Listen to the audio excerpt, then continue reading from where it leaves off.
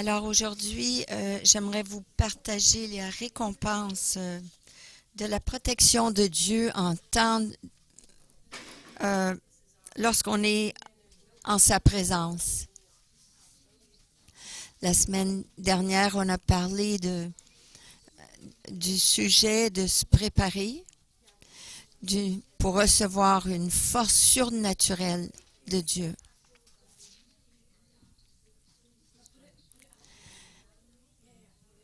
Et lorsque nous passons par ces situations, nous voyons par les Écritures que Dieu se démontre grand et fort par sa nature, et son nom en hébreu veut dire, qui veut dire puissant, victorieux et fort. Un Dieu victorieux sur tous les autres petits dieux. Et cette puissance,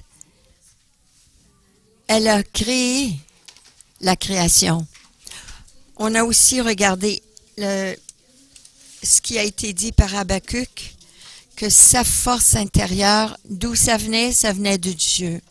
Et cette force l'a positionné pour recevoir la victoire.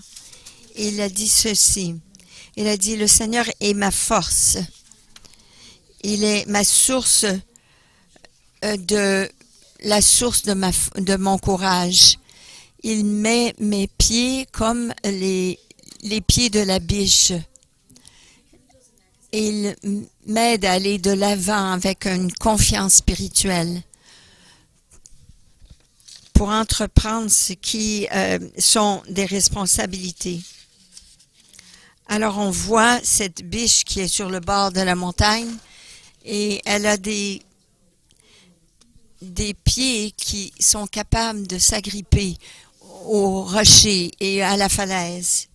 Et c'est de cette façon que Dieu prend soin de nous, que nous pouvons marcher et grimper les montagnes qui sont devant nous et être victorieux.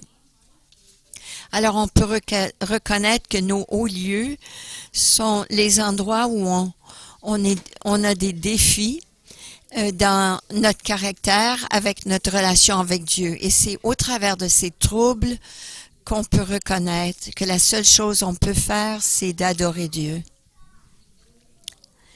Et ceux qui restent forts et stables peuvent produire une maturité spirituelle. Nous avons vu aussi que ce que Dieu dit, sois fort et courageux, par les prophètes de l'Ancien Testament, voulait donner de l'encouragement au peuple de Dieu pour leur dire qu'ils sont forts et puissants, qu'ils allaient réussir dans leurs épreuves. Dieu n'enlève pas les épreuves, mais il va devant nous pour faire un chemin. Et lorsque nous obéissons à ses instructions, nous pouvons être victorieux.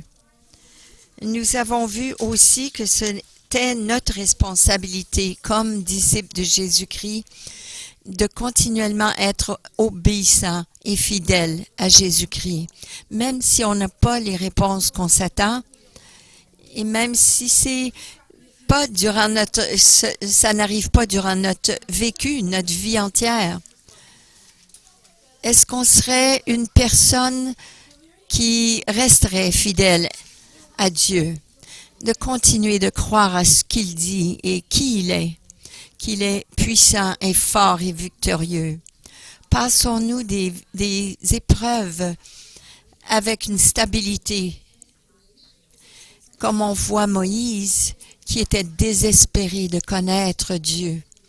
Et Dieu a répondu sa prière lorsqu'il a dit « Seigneur, montre-moi ta gloire ». Et là, Dieu l'a mis dans le centre d'un rocher, dans le trou d'un rocher. Et comme Dieu a placé Moïse dans ce rocher qui symbolise Jésus, Dieu aussi nous a donné cette possibilité. Par son œuvre rédemptive sur la croix, nous pouvons recevoir de Dieu des instructions, la direction, la paix, l'assurance. Dans ce lieu secret, nous pouvons recevoir tout ce que nous avons besoin.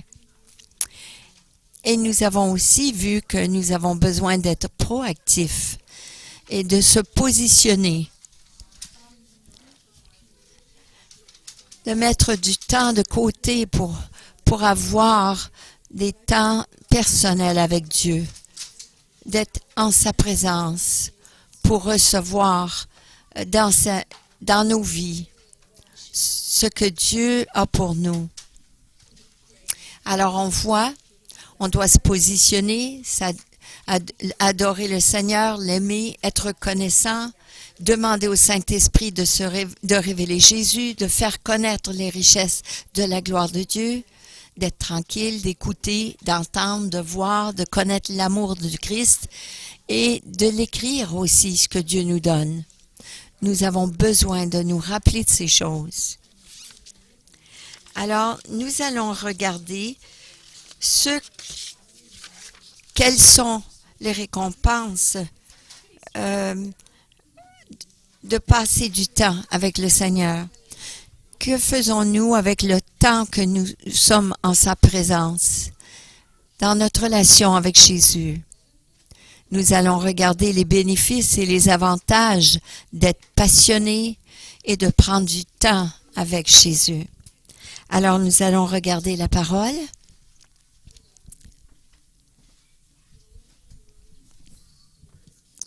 Nous allons regarder le mot qui veut dire de gérer quelque chose.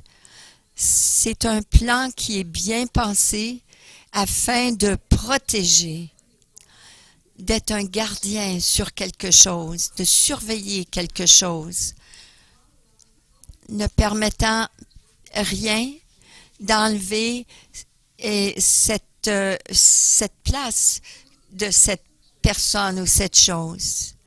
Alors, nous pouvons regarder qu'est-ce que c'est de gérer le temps précieux avec Jésus ou le temps que nous passons avec les choses qui ont moins d'importance.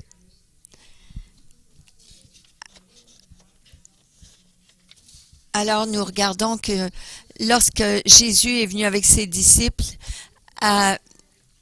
et il y avait à Béthanie où il y avait deux sœurs, Marthe et Marie. Marthe, elle était occupée à préparer les choses et elle s'est plainte à Jésus pour lui dire, Jésus, trouves-tu pas ça injuste que ma sœur me laisse faire tout l'ouvrage toute seule? Et Jésus lui a répondu, tu t'inquiètes pour peu de choses. Il y a seulement une chose qui vaut la peine, qui est importante. La part de Marie ne lui sera pas enlevée. Alors vous voyez que le focus, l'attention de Marie envers Jésus était pour... Je crois que Marthe était jalouse de sa sœur, qu'elle serait si captivée par Jésus. Elle ne voulait pas laisser son temps avec lui interférer avec des petites choses que Marthe s'occupait à faire. Vous savez qu'au pied de Jésus, c'était là où Marie avait vraiment le focus sur Jésus. Elle avait la force et la sagesse. Elle allait chercher de Jésus.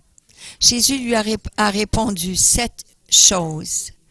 Et la seule chose qui est importante, pour être plus important, d'être inquiet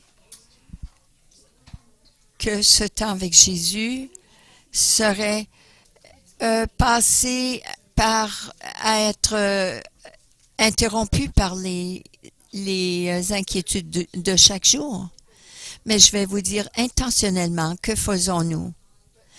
Intentionnellement, on décide de passer du temps avec Jésus. Et on doit intentionnellement fermer la porte et s'embarrer avec lui. Et vous pouvez faire cela en marchant dehors avec lui. De prendre du temps à part avec lui. Vous savez, il y a toujours des choses à faire. On peut concentrer sur l'adoration, même en lisant la parole.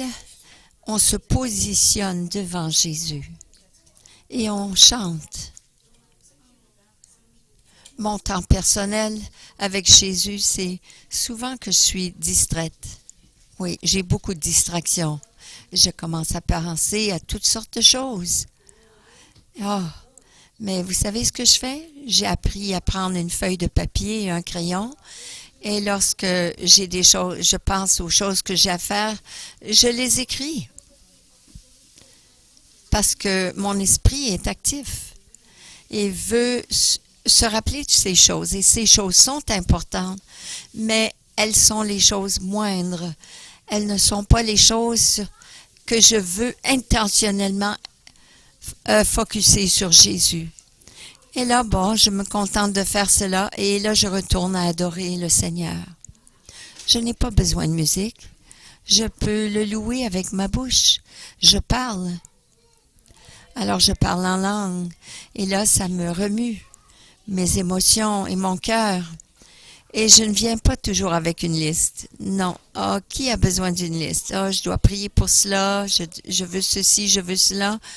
Non, j'attends dans la présence de Dieu et je demande au Saint-Esprit de me guider. Et là, j'attends. J'attends de voir. Et là, j'écris ce qu'il me dit et ce que je vois.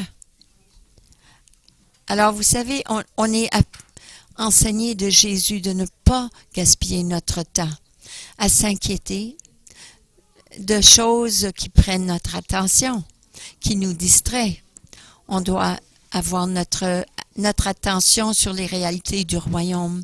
Et elles sont tout autour de nous si on prendrait le temps de voir.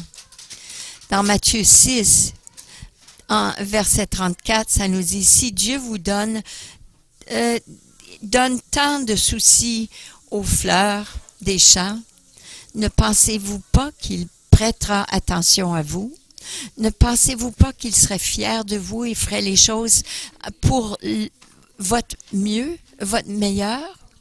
Ce que je veux, c'est que vous ne soyez pas si préoccupés, mais que vous puissiez répondre à la bonté de Dieu, de répondre à Dieu, d'avoir la communion avec lui, d'avoir l'interaction avec lui.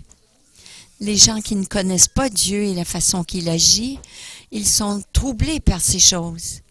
Mais vous connaissez Dieu et ses œuvres.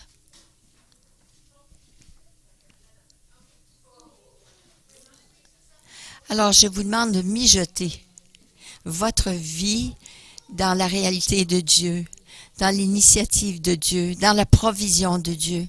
Et ne vous inquiétez pas du manque, parce que chacun de vos soucis seront rencontrés. Donnez plutôt votre attention à ce que Dieu est en train de faire présentement. Ne vous inquiétez pas de ce qui va arriver demain ou peut-être ne pas arriver demain. Mais donnez vos inquiétudes à Dieu.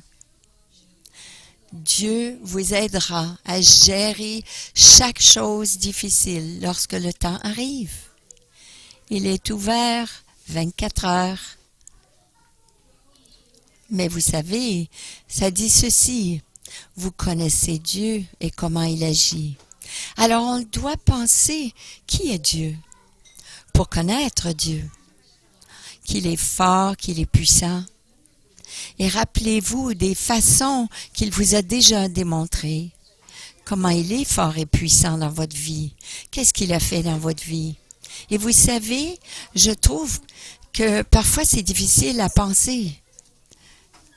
Parce que je me rappelle de ce qu'il a fait pour cette personne. Ah oui, je commence à me rappeler qu'est-ce qu'il a fait pour cette personne. Et ça, c'était merveilleux et ça m'encourage. Parce que moi aussi, je peux dire, ah, mais s'il le fait pour Mercy, que je connais, alors il peut le faire pour moi aussi. Alors je m'encourage avec ce qu'il a fait pour les autres. Et parfois même, je pense aux histoires de la Bible. Ces histoires dans la Bible, là où il démontre sa puissance et sa force. Alors je m'immerge dans la vérité de Dieu, ce qu'il a fait et comment il a pourvu. On doit chercher ces moments de Dieu dans nos vies. et la façon qu'il agit sur la terre et s'impliquer dans ces choses. Vous savez, lorsqu'on est là, les gens en dehors de chez nous qui ont besoin de prière, la personne sur l'autobus, la personne, votre collègue de travail, c'est Dieu qui vous montre. Je veux que tu leur manifestes, tu leur montres le royaume de Dieu. Quelqu'un qui a besoin d'aide, pouvez-vous l'aider avec l'épicerie? Pouvez-vous être à l'écoute de cette personne? Impliquons-nous avec les gens autour de nous, les gens qui sont autour de nous.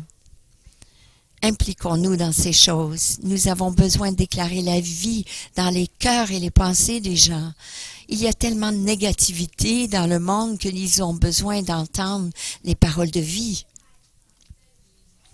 Et nous avons besoin, lorsque nous faisons ces choses, nous pouvons voir Dieu agir au travers de nous, par nous, en nous, et voir les gens changer. Ils peuvent dire ceci: « Ah, oui, il y a vraiment un Dieu. » Alors, le plus souvent qu'on le fait, le plus on est activé à faire les réalités, à agir selon les réalités de Dieu. Alors, chercher le royaume de Dieu en premier, ça nous aide à passer au travers de ces choses. Notre dépendance et notre sécurité est en lui, serait manifestée par lui qui nous fortifie.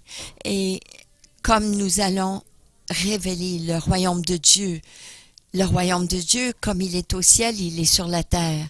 Parce que, comme on dit dans la parole, la foi sans les œuvres, elle est morte. Nous ne sommes pas des personnes mortes. Nous sommes vivantes. Et la parole dit ceci: les gens qui connaissent leur Dieu seront forts et feront des grands exploits. Alors, des grands exploits, vous savez, il y a des aventures, ça veut dire des activités pour les raisons d'exprimer le royaume de Dieu avec les autres, comme partager votre foi, parler de Jésus. Les gens ont besoin de connaître Jésus. Prier pour les gens, les voir guéris, leur donner des paroles de connaissance qui démontrent combien Dieu les aime. Parce que on ne saurait pas cela. Et ils peuvent vous demander, mais comment vous savez cela? Mais je peux leur dire, Dieu me parle, alors je peux leur partager cela. Les gens qui connaissent leur Dieu seront forts, seront puissants. Ça dit, ceux qui connaissent leur Dieu, ils feront de grands exploits. Alors de connaître, en hébreu, ça veut dire yada. Ça veut dire du temps yada. C'est d'être intime avec Dieu, de le percevoir, de le voir, de trouver le pourquoi il est là et de connaître les temps qu'il agit et savoir comme une personne qui expérimente cette intimité avec Dieu, de le connaître. Et pour faire cela, nous devons être des personnes qui connaissent leur Dieu. Alors, comme exemple, on doit clairement entendre la voix de Dieu afin qu'on puisse faire ce qu'il nous demande et de le faire de la façon qu'il veut. Vous savez, je partage, je pense à ce que Jésus, lorsqu'il prenait, il faisait des miracles, mais il prenait du temps yada pour être avec son Père dans la montagne. Et là, il revenait dans le monde, il était sur les rues, dans les rues, il guérissait les malades. Et je me rappelle de cette fois-ci qu'il a pris de la boue. Vous rappelez-vous? Il a pris de la boue qui était par terre. Il a mis ça sur les yeux d'un homme qui était aveugle. Mais qui ferait ça? À moins que vous savez que Dieu veut que vous fassiez cela. Parce que Dieu, il appuie toujours ce qu'il vous dit de faire. Puis là, il a dit à cet homme d'aller laver ses yeux dans cet endroit. Et puis, il est revenu, il pouvait voir. Mais si moi, je prends de la boue et je mets ça sur les yeux de Heidi, elle ferait la même chose si je la connais bien. Mais, si Dieu ne m'a pas dit de faire cela, elle serait toute sale. Elle serait fâchée contre moi. Alors, on a besoin d'entendre Dieu. On a besoin de l'entendre clairement afin d'exprimer au monde clairement. Et Paul a dit ceci. Paul a dit ceci, je veux connaître Christ, afin de le connaître et sa puissance de sa résurrection. Philippiens 3:10. Je veux connaître le Christ et sa puissance, la puissance de sa résurrection. Et connaître, là, veut dire le même mot en hébreu, connaître personnellement, yada. Comment connaître personnellement les gens, à moins de passer du temps avec eux? Il faut être en communion avec eux, partager nos pensées et nos idées que nous avons, prendre le temps de comprendre davantage ce qu'ils aiment, ce qu'ils n'aiment pas, leurs plans pour l'avenir. Si on désire réellement connaître Dieu, connaître Jésus, celui que nous disons nous aimons, notre passion devrait être de passer du temps dans sa présence. Qu'est-ce que vous aimez? Qu'est-ce que vous n'aimez pas? Est-ce qu'il y aurait quelque chose que je dois changer, Dieu? D'interagir avec lui et de partager nos pensées avec lui, nos soucis avec lui et de grandir dans l'amour avec lui. Mais vous savez que cela veut dire que nous avons besoin de prendre ce temps. Et le verset familier dans Ésaïe 40, verset 31, nous dit « Ceux qui s'attendent du Seigneur, ceux qui espèrent en lui. » Les gens du 21e siècle, on n'est pas des gens patients. Nous sommes plutôt instants. Instagram, micro-ondes, du café instantané, des caméras instant et des téléphones intelligents. Imaginez-vous, on aime notre café, vous savez? Une application de notre téléphone qui avise le restaurant d'avance qu'on soit au restaurant, qu'on arrive bientôt. On a du texte, on a toutes ces applications. C'est toutes des bonnes choses s'ils sont utilisés d'une façon appropriée.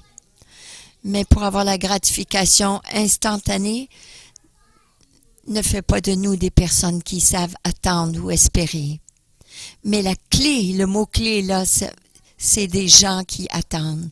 Et voilà ce qu'on doit faire pour recevoir de lui. Oh là là, qu'est-ce que ça veut dire que je dois espérer et attendre dans le Seigneur? Je vais l'avoir tout de suite. Cette chose que tu m'as promis, je ne l'ai pas. Et j'attends encore. Et je veux que mon rêve soit réalisé tout de suite. Et vous savez, cette personne, je veux que cette personne soit aussi spirituelle que moi, et tout de suite. Je veux cette plateforme pour le ministère tout de suite. Et vous savez quoi? Je veux gagner. Je veux gagner le billet pour être un millionnaire, tout de suite. Je me rappelle d'une famille qui a gagné $1 million. Ils l'ont partagé avec les enfants adultes. Ils ont acheté une île et plein de choses. Et ils ont eu tellement de chicanes de qui était le propriétaire de cette île. Alors, ils ont tout perdu parce qu'ils ne pouvaient pas maintenir ce qu'ils avaient. Ils ne savaient pas gérer ce qu'on leur a donné. Et ils ont eu une gratification instantanément et ils ont tout perdu. Ce qu'ils ont manqué, c'était la maîtrise de soi.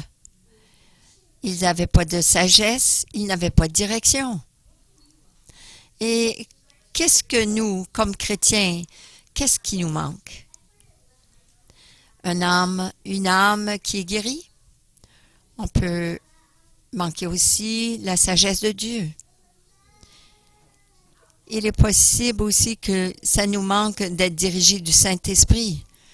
On va si vite, si impétueusement Et on ne s'arrête pas pour avoir le conseil et la sagesse de Dieu et d'attendre qu'il nous parle. Alors, si on fait cela, on peut tout perdre aussi. On peut manquer d'aller de l'avant dans les choses que Dieu veut que nous fassions. Ça dit, ceux qui espèrent en l'Éternel renouvelleront leur force. Vous savez, attendre que Dieu agisse, ça peut être difficile.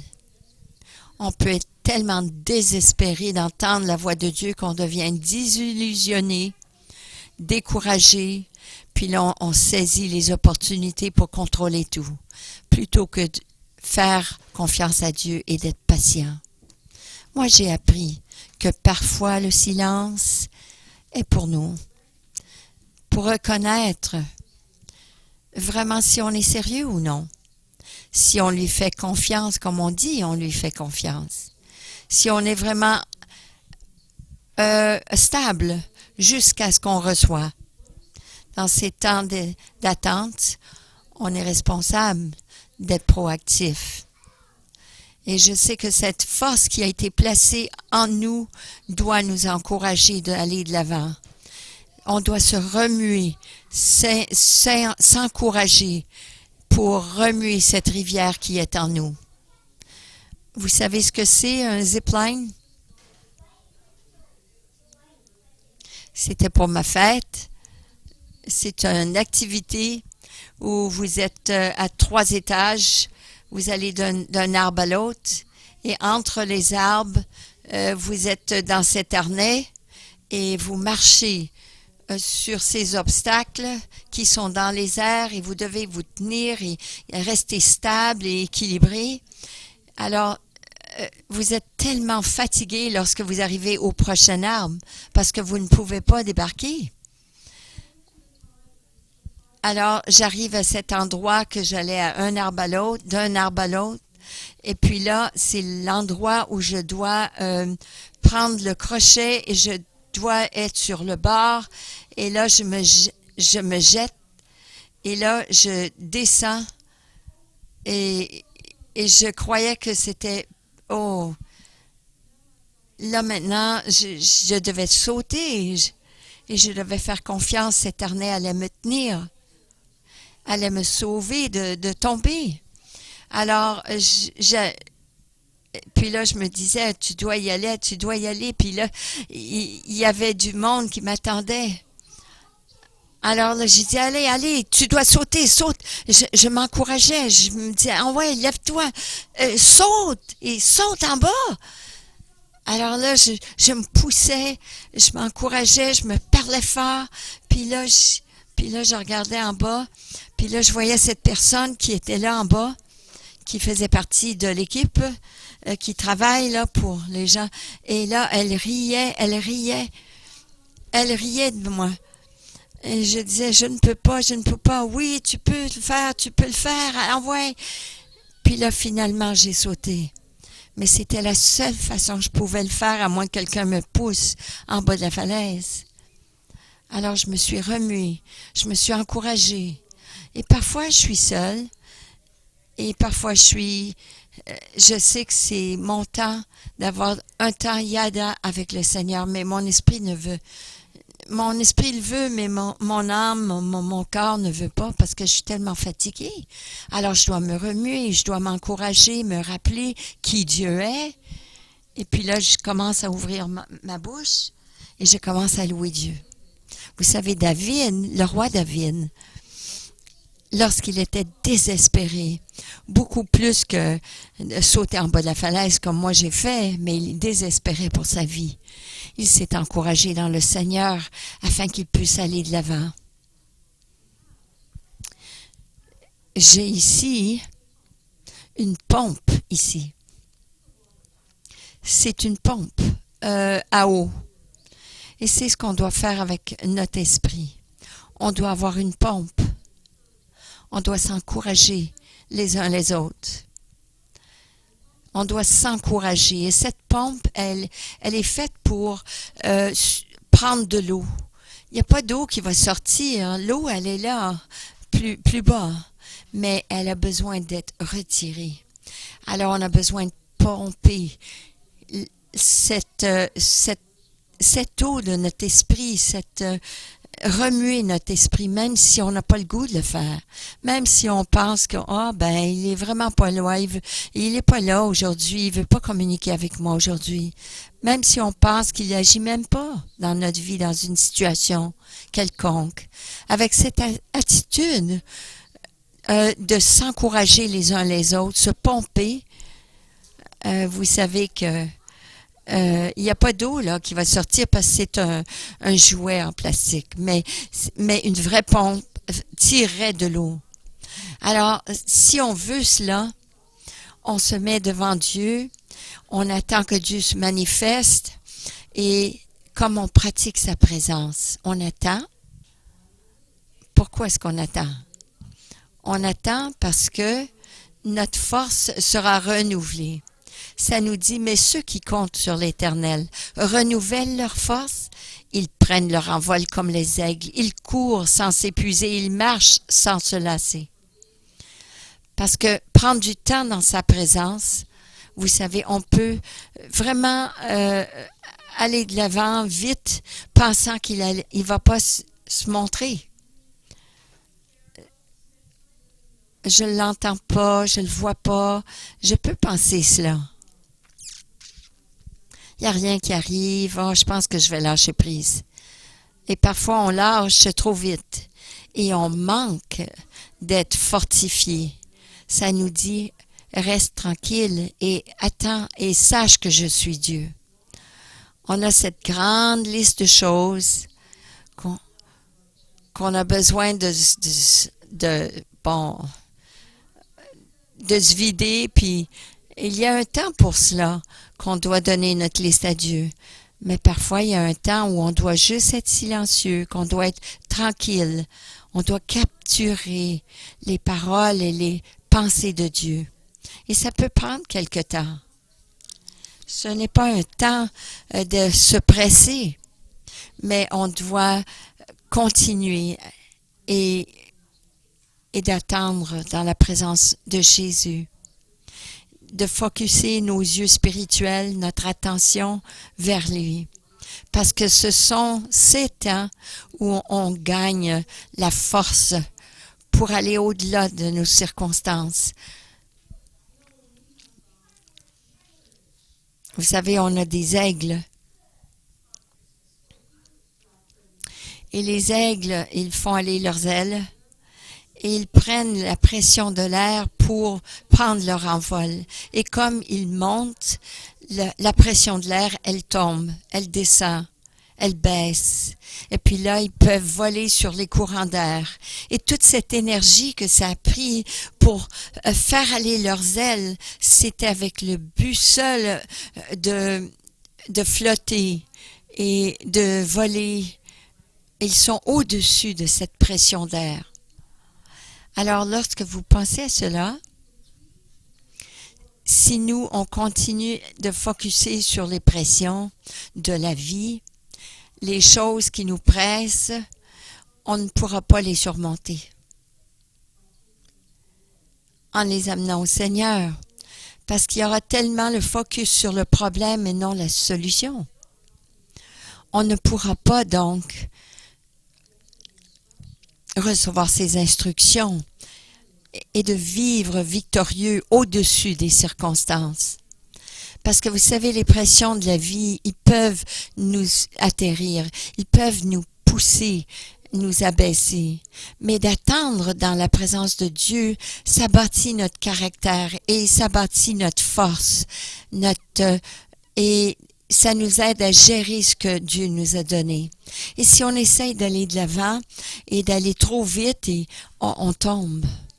Les désirs de Dieu pour nous, c'est qu'on réussisse et qu'on soit capable de gérer quelle que soit la situation et pression dans notre vie. Et d'avoir la responsabilité de porter sa présence comme nous allons au travers de ces pressions. La sagesse souveraine de Dieu et son amour total, complet, nous tient, nous enveloppe, parce qu'il sait que nous ne sommes pas assez forts dans l'esprit. parfois nous ne sommes pas matures dans notre caractère pour gérer les choses responsablement. Alors lui, il attend pour nous fortifier. Et comme nous attendons dans sa présence, alors on a besoin de prendre avantage d'être dans sa présence, au-dessus des pressions de la vie, et d'aller au travers des circonstances avec la force de Dieu, avec ses stratégies, sa paix et sa puissance victorieuse en nous. Notre relation personnelle avec Jésus est aussi proche que nous la faisons.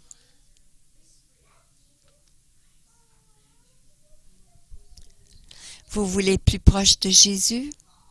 Prenez du temps seul avec lui. Parce que si nos désirs, c'est de connaître Jésus, notre responsabilité, c'est de gérer cela avec succès, d'aller de force en force, comme nous exprimons le royaume du ciel, des cieux, le royaume de Dieu sur la terre.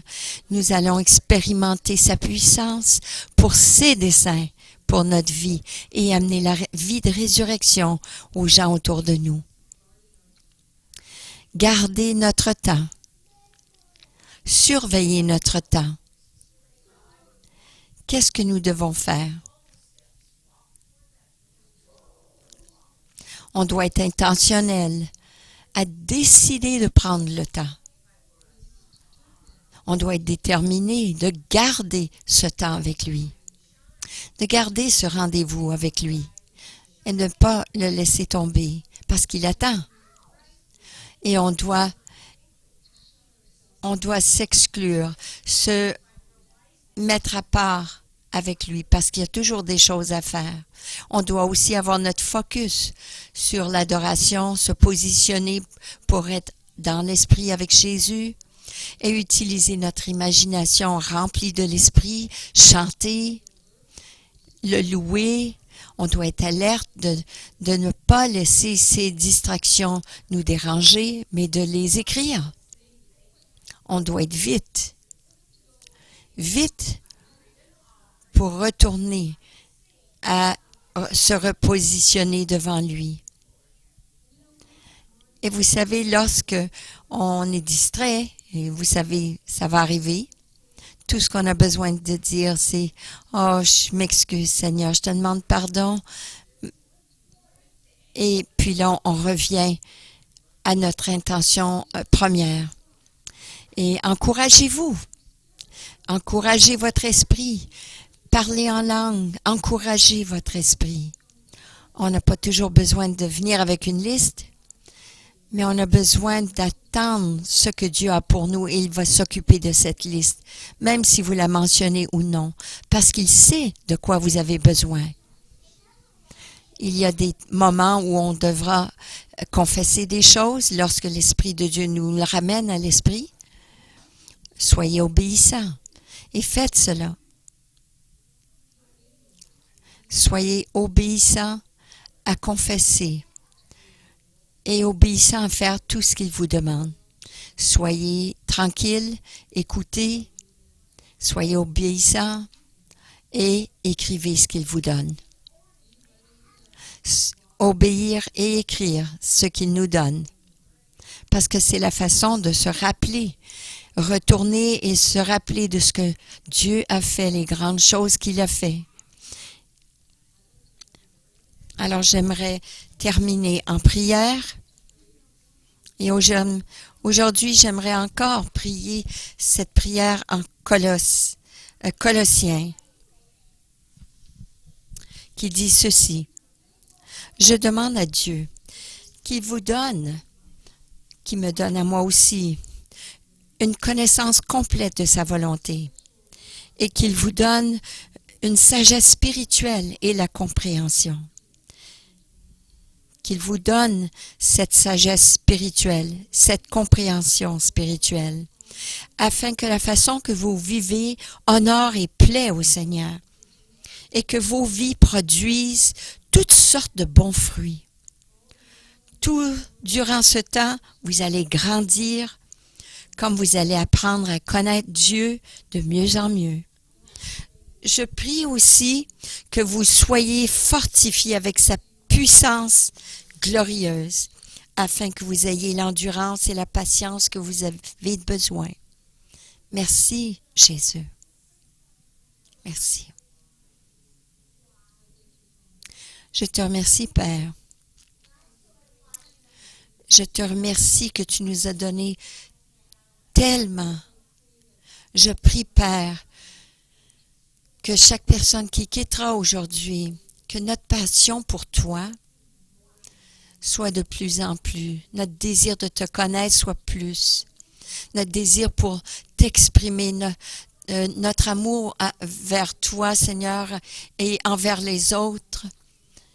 Notre désir, c'est d'entendre des paroles d'amour de toi, de recevoir ton encouragement,